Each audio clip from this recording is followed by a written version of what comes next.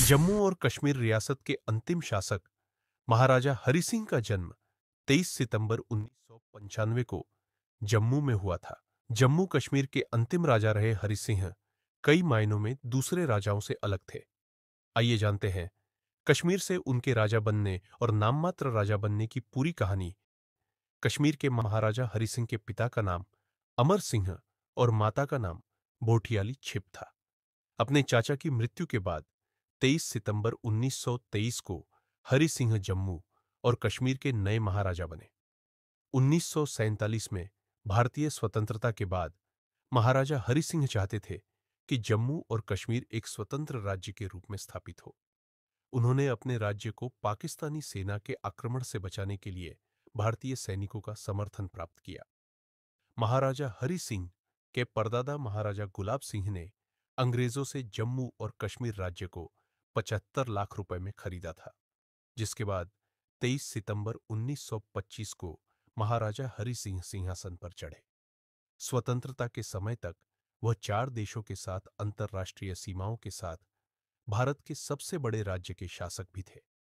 कश्मीर पर आक्रमण 22 अक्टूबर को पाकिस्तान ने ऑपरेशन गुलमर्ग जम्मू और कश्मीर राज्य पर एक सशस्त्र आक्रमण शुरू किया।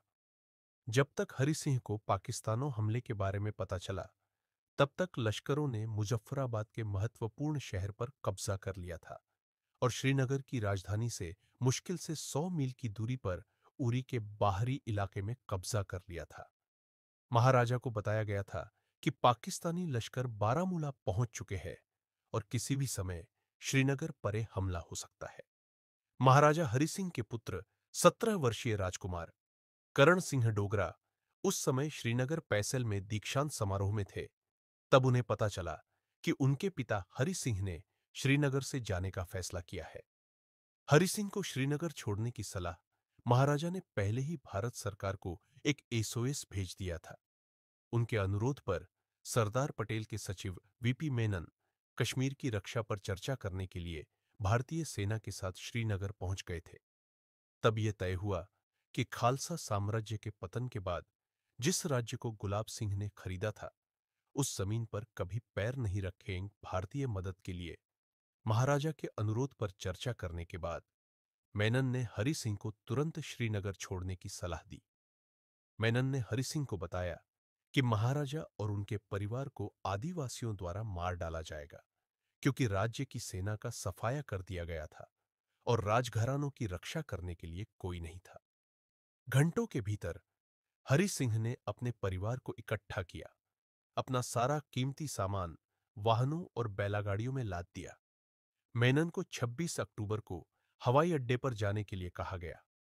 ऐसी अफवाहें थीं कि पाकिस्तानियों ने श्रीनगर में घुसपैठ की थी और उसके लिए अब वहां रहना सुरक्षित नहीं था। श्रीनगर पर खतरा और माउंटबेटन का हस्तक्षेप से इनकार मेनन सीधे दिल्ली हवाई अड्डे से कैबिनेट कमेटी के पास पहुंचे, जो कश्मीर पर उनके अपडेट का इंतजार कर रही थी। उन्होंने कमेटी को श्रीनगर पर खतरे से अवगत कराया, लेकिन स्वतंत्र भारत के पहले गवर्नर जनरल लॉर्ड माउंटबेटन ने इस मामले में हस्तक्षेप करने से इनकार कर दिया। माउंटबेटन ने तर्क दिया कि कश्मीर अभी भी एक स्वतंत्र राज्य है और जब तक महाराजा औपचारिक रूप से भारत में शामिल नहीं हो जाते, तब तक भारत के लिए हस्तक्षेप करना सही नहीं होगा। तब मेनन महाराजा हरि सिंह और प्रधानमंत्री के साथ जम्मू पहुंचे। तब महाराजा हरि सिंह ने जम्मू कश्मीर को भारत के साथ विलय करने के दस्तावेज पर हस्ताक्षर किए। दस्तावेजों से बदला कश्मीर का इतिहास कुछ ही घंटों में मेनन उन दस्तावेजों के साथ वापस नई दिल्ली आ गए थे, जो कश्मीर का इतिहास हमेशा के लिए बदलने वाला था। शाम को जब भारत श्रीनगर की रक्षा शुरू करने के लिए पहली सिख रेजिमेंट की एक पैदल सेना बटालियन को एक साथ रख रहा था, तब मेनन ने अपने आवास पर एक ब्रिटिश अधिकारी से मुलाकात की। तब मेनन ने अधिकारी से कहा कि महाराजा ने आखिरकार कश्मीर को भारत की झोली में डाल दिया। अब कश्मीर हमारे पास ही है और इसे हम कभी नहीं देंगे। तब भारतीय सेना की एक टीम को श्रीनगर में हमेशा के लिए तैनात कर दिया गया। नाम मात्र बने रहे महाराजा हरि सिंह 1952 तक राज्य के नाम मात्र के महाराज बने रहे, क्योंकि भारत सरकार द्वारा राजशाही को समाप्त कर दिया गया था।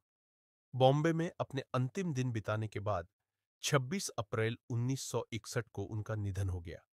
महाराजा हरि सिंह की जयंती को सार्वजनिक अवकाश जम्मू कश्मीर सरकार घोषित करने का फैसला लिया गया है।